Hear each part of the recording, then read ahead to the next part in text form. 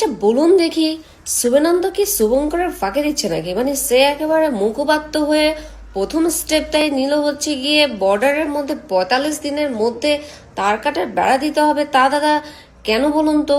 মানে আপনারা তো বলছিলেন যে বাংলাদেশের সাথে আপনাদের একটা খুব গভীর সম্পর্ক আছে। মিসেস ওয়াজেদ যেহেতু আপনাদের কাছে আছে সংরক্ষিত, তো আপনারা তো আমাদের সাথে একটা সুন্দর সম্পর্ক বজায় রাখবেন বলে বলেছিলেন। তো দাদা কি জানি হলো বলুন তো? আপনি একেবারে মুখপাত্র ঘোষণা হওয়ার পর থেকে আপনি বাংলাদেশের বর্ডার নিয়ে একদম ঝাঁপিয়ে পড়লেন।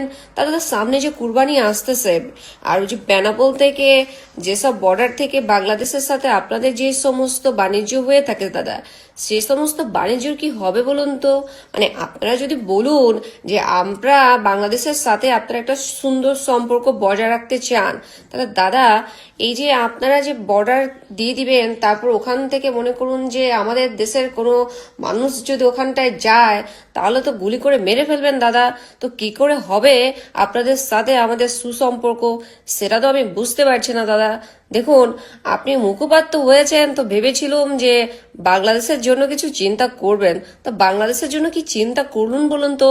মানে বুঝলাম যে আপনি আপনাদের দেশ নিয়ে খুব একেবারে চিন্তা করছেন।